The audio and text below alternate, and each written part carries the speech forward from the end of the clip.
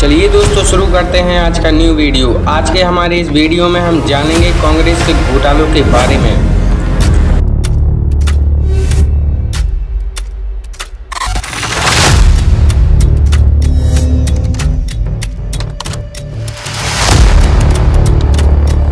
अच्छा, अगर हम एक पल के लिए यह मान भी लें कि सूरज पूरब के उगने की जगह पश्चिम से उगने लगे और एक सेकंड के लिए मैं मान भी लूं कि मैं अपने मामा के घर गया और बिना पैसे के मैं वापस आ जाऊं, लेकिन यह मानना किसी भी सूरत में सही नहीं कि कांग्रेस किसी दशक में कोई घोटाला ही ना करे। मंगलवार को धीरज साहू के घर पर अलमारियों से भरे हुए नोटों के बारे में तो आप जान ही चुके होंगे। ये इतने सारे नोट हैं कि इतने नोटों से पूरे के पूरे एक शहर का विकास हो जाता और तो और एक दूसरा शहर ही बन जाता।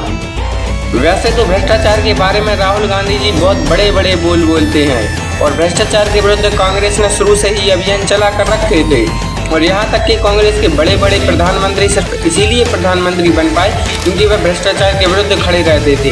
जिस भ्रष्टाचार के विरुद्ध कांग्रेस चुनाव लड़ रही थी और जिस भ्रष्टाचार को खत्म करने की बात ममता बनर्जी भी कह चुकी हैं और आम आदमी पार्टी के बड़े बड़े नेता भी भ्रष्टाचार को खत्म करने की बात कह चुके हैं, जब उनके ही सांसद इतना पैसा दबा कर रखे हुए हैं तो ना जाने ये बड़े बड़े नेता कितना पैसा दबा रखे होंगे। अच्छा, आप स्वयं सोचिए कि एक सांसद ज़्यादा से ज़्यादा कितना कमा सकता है और कितने पैसे इधर से उधर कर सकता है। इस पैसे को जब काउंट किया गया तब पता चला कि यह करीब 200 करोड़ रुपया है और 200 करोड़ रुपया एक सांसद आसानी से नहीं कमा सकता।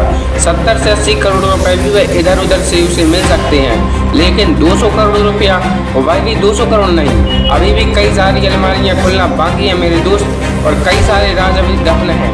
वह सारे राज खुलेंगे तब पता चलेगा कि कांग्रेस कितना पैसा दबाई हुई है। इतना सब जानने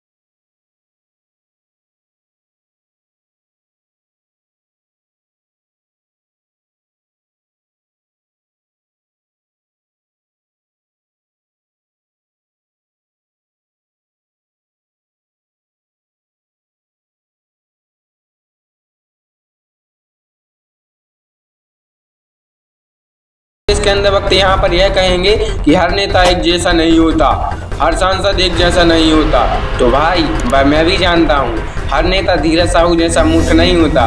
धीरज साहू ने अपने कमरे की अलमारी में इतना पैसा दबा के रखा था, लेकिन तुम्हारे और नेता वह जमीन के अंदर रखते होंगे या फिर स्विस बैंक में रखते होंगे या फिर ये लोग खुद के ही बैंक खोल के रखे होंगे। अच्छा चलो एक बात और बताता हूँ, जब नरेंद्र मोदी जी ने 2015-16 में नोटबंदी की थी तब कांग्रेस और आम आदमी पार्टी के सभी नेता ऐसे दौड़ पड़े थे जैसे कुत्ता बिल्ली के पीछे दौड़ता है। सारे नेताओं का कहना था कि नोटबंदी से कोई फायदा नहीं निकलने वाला, कोई भ्रष्टाचारी नहीं पकड़ में आने वाला, लेकिन अब मुझे समझ में आया कि कांग्रेस क्यों इतना उछल रही थी, क्योंकि कांग्रेस खुद ही इतना पैसा दबा के रखी थी।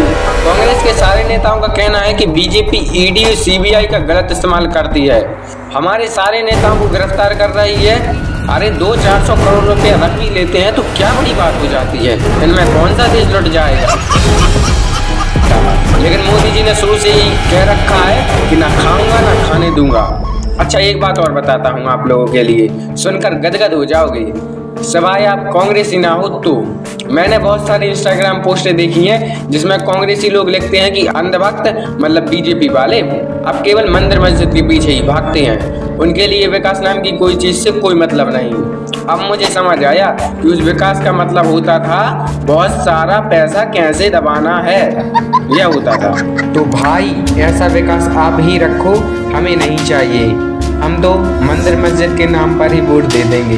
यहाँ पर बीजेपी वालों तुम भी ज्यादा मत उछलो, क्योंकि बीजेपी में भी भरपूर भ्रष्टाचार है। जिस जगह पर मैं रहता हूँ वहाँ के विधायक जी ने भी खूब पैसा सरकार का लूटा है। सड़कों के नाम पर पैसा सरकार भेजती है, यह दबा कर रख लेते हैं। और वह नेता पता है कौन है? वह नेता भाजपा के ही नेता हैं, लेकिन मैं उनका नाम यहाँ पर नहीं बताना चाहूँगा क्योंकि मेरे पास उनके विरुद्ध पर्याप्त सबूत नहीं है। अच्छा चलिए टॉपिक पर वापस आते हैं।